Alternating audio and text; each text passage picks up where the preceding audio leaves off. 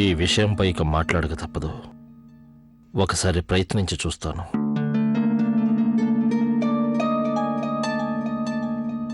కౌసల్య, అరే ప్రతిసారి ఇలా నాతో మొహం చాటేస్తున్నావెందుకు?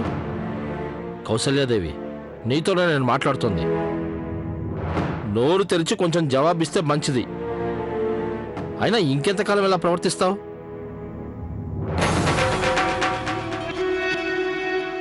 యాండి, నా ఈ ప్రవర్తనలో ఎలాంటి తప్పు లేదనుకుంటా. నేనిప్పుడు చేస్తున్న పని సరిగ్గానే చేస్తున్నానా? మీ ప్రశ్నకు జవాబు దొరికినట్లయితే ఇక నా మిగతా పనులు చూసుకోనా? చూడు కౌసల్యాదేవి, ఎన్నో సంవత్సరాలుగా నువ్వు మీ కొడుకుల మీద కోడళ్ల మీద పెత్తనం చెలాయించావు. ఆ విషయాన్ని నేను తప్పుపట్టడం లేదు. అంతా మంచి చేసావు నువ్వు. కానీ ఇప్పుడు నీ పిల్లలు ఉన్నారు చూసావా, వాళ్ళు పెద్దవాళ్ళయ్యారు. వాళ్ళు బాధ్యతలు తెలుసుకున్నారు, అనుభవం తెచ్చుకున్నారు. అందువల్ల కొన్ని నిర్ణయాలు తీసుకునే హక్కు వాళ్లకుంది. ఆ మాత్రం నిజమేనండి, నేను ఒప్పుకుంటున్నాను. నేను నా కొడుకులు కోడళ్లపై పెత్తనం చెలాయించాను. అది ఎందుకంటే మిగతా ఇళ్లలో లాగా మన ఇంట్లో వాళ్ళందరూ కూడా అన్న తమ్ముళ్ళు పరాయి వాళ్లలా మారకూడదని. దాన్ని అదునుగా చేసుకొని ఇంటికొచ్చిన కోడళ్ళు మమతల బదులు ద్వేషాన్ని పెంచకుండా ఉండాలని. గౌరీ అక్క,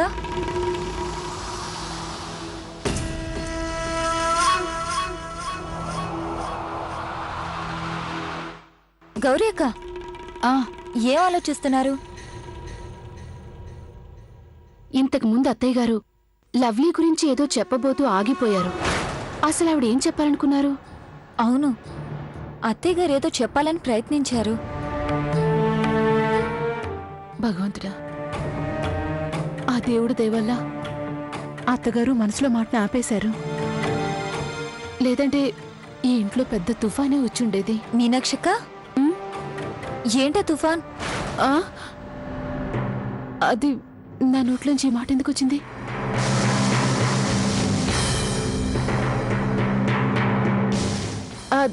అది నేననేది ఏంటంటే, అదే మీ అందరిలాగే నాకు కూడా మనసు విలవిల్లాడిపోతోంది. ఎంత ఆలోచించినా సరే ఇప్పుడున్న పరిస్థితిని ఎలా సరిదిద్దాలో తెలియట్లేదు. చూడండి, మనలో మనమే ఇలా ఏదేదో ఊహించుకోవడం కన్నా అత్తగారిని విషయం అడగటమే కరెక్ట్. అసలు ఆవిడ లవ్లీ గురించి చెప్పబోతూ ఎందుకు ఆగిపోయారు? అవునక్క, అలా చేయడమే కరెక్ట్. అవునక్క, మీరే వెళ్ళి మాట్లాడండి. అలాగే, విషయం ఏంటో నేనే కనుక్కుంటాను. వెళ్ళండి, వెళ్ళి తెలుసుకోండి.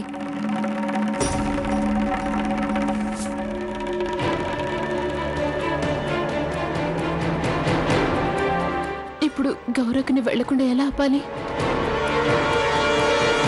చూడు కౌసల్యాదేవి, ఇప్పుడు నువ్వు ప్రవర్తిస్తున్న తీరు వల్ల మన ఇల్లు మొత్తం పెద్ద సంతాప సభలా మారింది. ఇంట్లో ఉన్న ప్రతి ఒక్కరి కళ్ళల్లోనూ కన్నీళ్లు. ఒకసారి బాగా ఆలోచించుకొని చూసుకో. మన పిల్లలు ఎప్పటికీ మనవాళ్లే.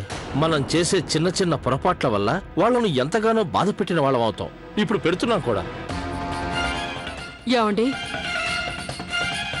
మీరు వాళ్ళ గురించి ఎంతగా ఆలోచించారు, కానీ ఇది మర్చిపోయారు. నేను వాళ్ళకి కన్న తల్లిని అని, ఈ ఇంటికి యజమానిని. అలాంటి నేను ఎందుకు ఇంకా ఎలా తప్పు చేస్తాను?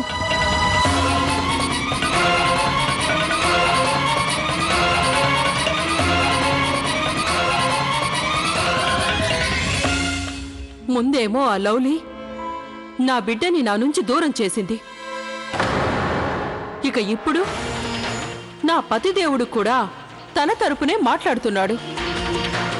ఇక మీరన్న ఈ ఇంటి స్థితికి కారణం ఏంటో తెలుసా? మిగతా మన నలుగురు కోడళ్ళు కూడా ఆ లవ్లీ మాయలో పడడమే కారణమని నేనంటాను. ఈరోజు నాకు అర్థమైంది. కార్తీక్ లవ్లీలకు పెళ్లి జరిపించి నేను నా జీవితంలో చాలా పెద్ద తప్పు చేశాను.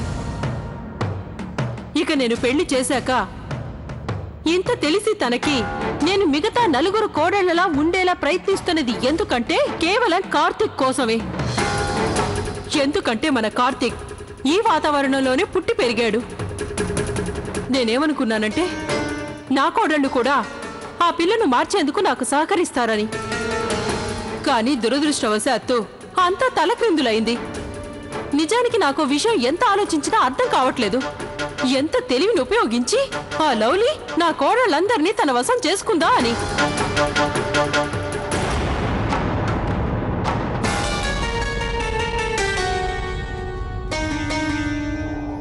అయినా మన అబ్బాయి కార్తీక్ ఎలాంటి అమ్మాయి వల్లో పడ్డాడంటే తన నడక, నడత, ఆచారాలు, వ్యవహారాలు, పద్ధతులు అన్నీ కూడా మనకు పూర్తిగా వ్యతిరేకం. నా మాటల్లో చెప్పాలంటే తనకి వ్యక్తిత్వమే లేదు. తను కావాలనుకున్న దానికోసం ఎలాంటి ఎత్తునైనా వేస్తుంది. అన్నిటికంటే నేను ద్వేషించేది తను పెద్ద అబద్ధాలు కోరని. మీకంతా తెలుసు కదండి, నేను కేవలం కార్తీక్ కోసమే ఇదంతా చేశానని. నిజానికి నేను తనని కలిసిన మొదటిసారే నేను బాగా అర్థం చేసుకున్నాను తన వల్ల మర్యాద పోతుందని. చూడు కౌసల్యాదేవి, ఇవన్నీ జరిగిపోయినవి, మర్చిపోవాలి మనం. అవునండి, ఆ గతమే నన్ను ఇంకా వదిలిపెట్టడం లేదు. బహుశా మీరు మర్చిపోయి ఉంటారండి, కానీ నేనింకా మర్చిపోలేదు. ఈ అబద్ధాల కోరు లవ్లీనే మన కార్తీక్ ని మన ముందే చంపదెబ్బ కొట్టింది.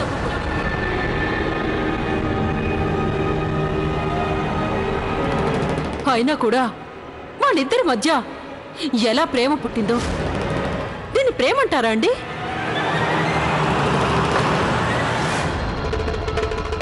ఇదే ప్రేమ కోసం వాళ్ళ పెళ్లి నేను జరిపించాల్సి వచ్చింది. ఇప్పుడు నాకు పూర్తిగా అర్థమైంది, ఖచ్చితంగా కార్తీక్ తనని ఎత్తుకెళ్ళుండడు.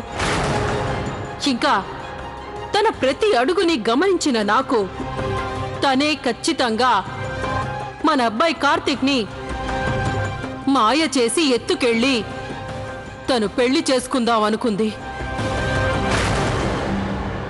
ఏమండి, నేను ప్రతి క్షణం ఒకటే ఆలోచిస్తూ భయపడుతున్నాను. మనకు తెలిసిన నిజం మన మిగతా నలుగురు కోడళ్ళకి తెలిసిపోతే, మనకు తెలిసి ఇలాంటి అబద్ధాల కోరు లవ్లీతో కార్తీక్ పెళ్లి జరిపించామని ఏ పిల్ల అయితే కార్తీక్ ని చెంపదెబ్బ కొట్టి వాణ్ణొక్కడే కాక మన కుటుంబం మొత్తాన్ని అవమానించింది.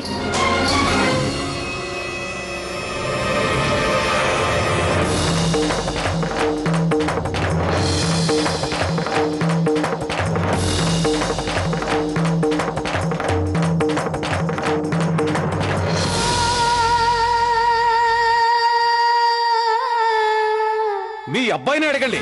పెళ్లి ముహూర్తాలు పెట్టుకున్న తర్వాత కాదనే ధైర్యం ఎలా వచ్చిందో అడగండి. అమ్మా, వీళ్ళకి పెళ్ళెప్పుడైంది? తర్వాత మిగతా విషయాలన్నీ మీకు నేను వివరంగా చెప్తాను. కానీ ఇప్పుడు నేను మీకు చెప్పేది ఏంటంటే, వీళ్ళిద్దరూ ఒకరినొకరు ప్రేమించుకున్నారు. నీకే కాదు, మన కుటుంబంలోని ప్రతి ఒక్కరికి ఎన్నో వేల ప్రశ్నలు తలెత్తుతున్నాయి. కానీ వాటిల్లో ఏ ఒక్కదానికి సమాధానం లేదు. అత్తయ్య గారు, ఈ అబద్ధాల లవ్లీ వల్లే కార్తీక్ నా చెల్లి సంబంధాన్ని కాదని అన్నాడని తెలిసాక కూడా అత్తయ్య గారు వీళ్ళిద్దరి పెళ్లి ఎందుకు జరిపించినట్టు? వీళ్ళిద్దరి పెళ్లి వల్లే నా పుట్టింటి వాళ్లతో నా బంధం తెగిపోయింది. నా చెవులతో నేనే స్వయంగా విన్నా ఇది నమ్మలేకపోతున్నాను. ఈ రోజు మనం మాట్లాడక తప్పదాది. అవును, మీరంతా కలిసి మాట్లాడితే అత్తయ్య గారు జవాబు ఇవ్వచ్చు. అయితే అలాగే చేద్దాం.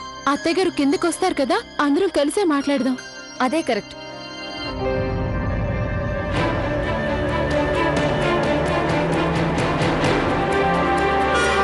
మనకు తెలిసి ఇలాంటి అబద్ధాల కోరు లవ్లీతో కార్తీక్ పెళ్లి జరిపించామని ఏ పిల్ల అయితే కార్తీక్ ని చెంపదెబ్బ కొట్టి వాణ్ణొక్కడే కాక మన కుటుంబం మొత్తాన్ని అవమానించి గౌరవకొస్తున్నారు.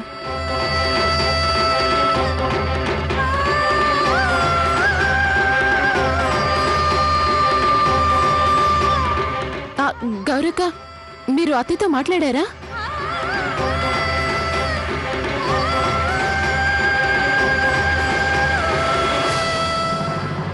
ఇప్పుడు నేను స్వయంగా పైన విన్న నిజాన్ని వీరితో చెప్పే ధైర్యం నాకు లేదు.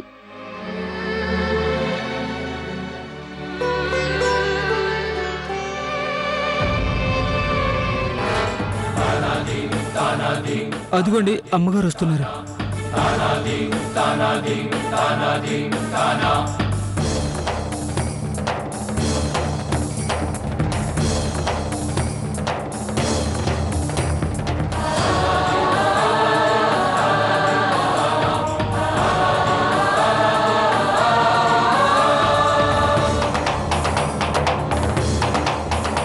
అత్తయ్య గారు, మమ్మల్ని మీరింకా సిగ్గుపడేలా చేయకండి.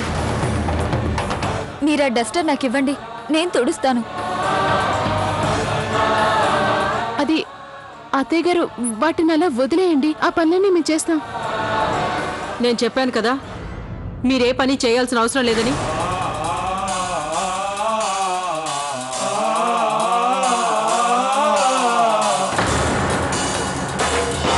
మీరు అత్తయ్య గారిని ఇబ్బంది పెట్టకండి.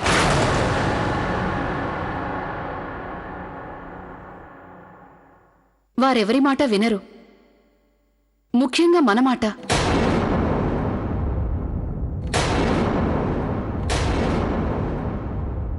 ఎందుకంటే అత్తయ్య గారి నియమాలన్నీ మన కోసమే, లవ్లీ కోసం కాదు.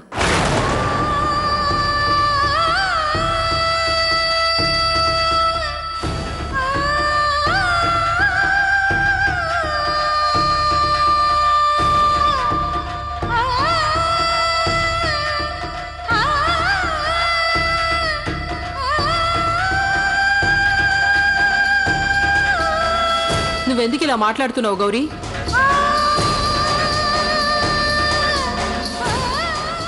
నీకు చాలా బాగా తెలుసు నేను నా కోడళ్లలో ఎలాంటి భేదభావాలు చూపించనని.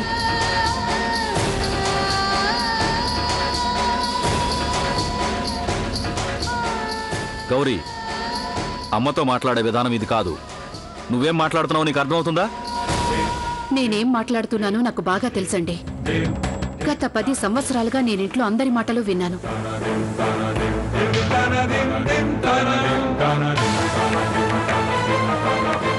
అత్తయ్య గారి ప్రతి మాట. అందుకని ఈరోజు మా అన్ని ప్రశ్నలకు సమాధానం తెలుసుకోవటం అందరికీ మంచిది.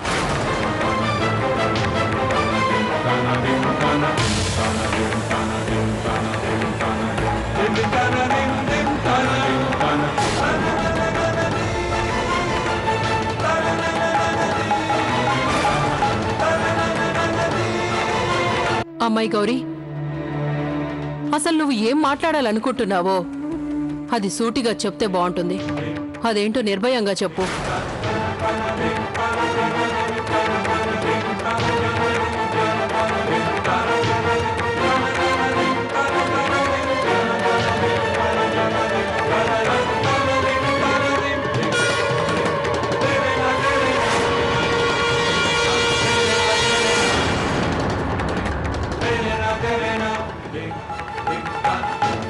అత్తయ్య గారు, మీరెప్పుడూ మీ కోడళ్ళని కూతుళ్లాగే చూసుకున్నారు. మీ సంస్కారంతో నియమాలతో వాళ్ళని చక్కదిద్దారు. అలాగే మేము స్వీకరించాం కూడా.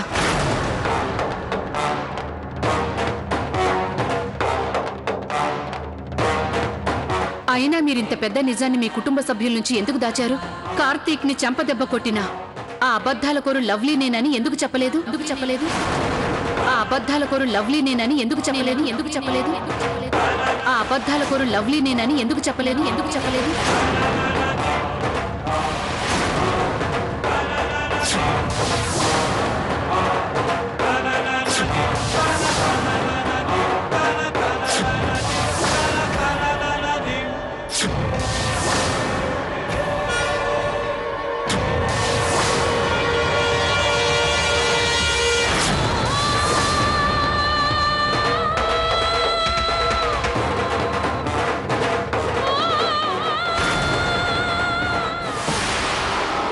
అది వదిలేండి అత్తయ్య గారు.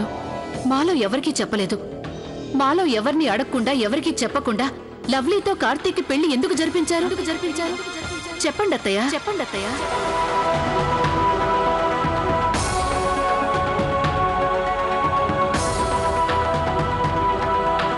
మీరు అడగమన్నందుకే నేను ఈ ప్రశ్న వేశాను అత్తయ్య గారు. అలాగే జవాబు కోసం మీ ముందు నిల్చున్నాను. అంత పెద్ద కష్టం ఏమొచ్చింది? మీరు మీ నియమాల్ని పద్ధతుల్ని కాదనుకుని తలదించుకుని లవ్లీని కోడలిగా చేసుకోవాల్సిన అవసరం ఏముంది? చెప్పండి అత్తయ్య, చెప్పండి అత్తయ్య.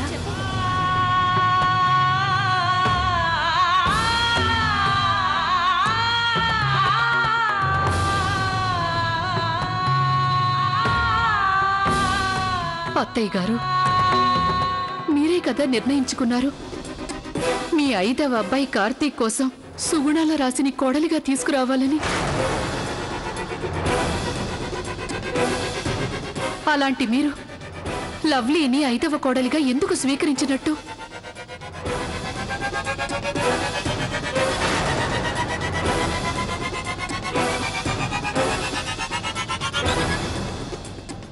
మీరు ఆ క్షణంలో తీసుకున్న నిర్ణయం ఈ ఇంటిని సర్వనాశనం చేస్తోంది. ఎందుకంటే లవ్లీ వచ్చిన నిమిషం నుంచి ఇంట్లో ఏదో ఒక గందరగోళం, ఎవరో ఒకరికి శిక్ష పడుతూనే ఉంది. ఇక మీరు అత్తయ్య గారు, మీ సంస్కారం, మీ వ్యక్తిత్వం అన్నీ దిగజారిపోయాయి. దానివల్ల మీరు కఠినంగా ప్రవర్తిస్తున్నారు. ముఖ్యంగా మా నలుగురి కోడళ్లతో. మా తప్పులేమీ లేకున్నా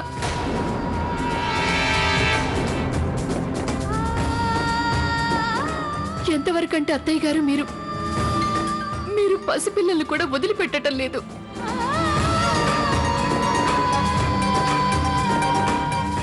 ఈ ప్రశ్నలన్నింటికీ మాకు సమాధానం కావాలత్తయ్య. ఎందుకు ఇలా చేశారు మీరు?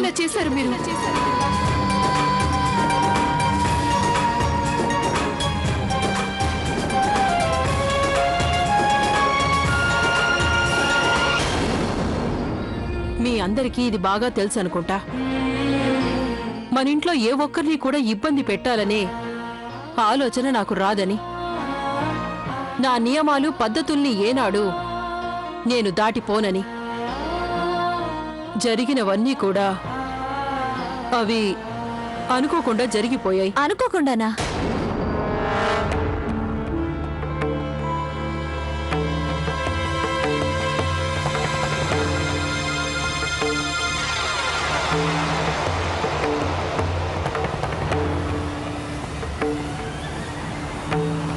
అత్తయ్య గారు, మీరింత పెద్ద నిర్ణయాన్ని అనుకోకుండా ఎలా తీసుకుంటారు?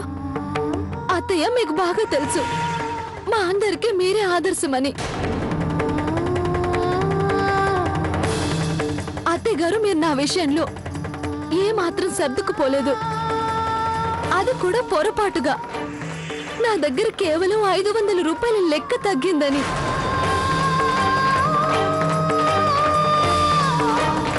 ఇప్పుడు మీరే చెప్పండి అత్తయ్య, లవ్లీ చేసిన అంత పెద్ద తప్పుని దాచాల్సిన అవసరం ఏముంది?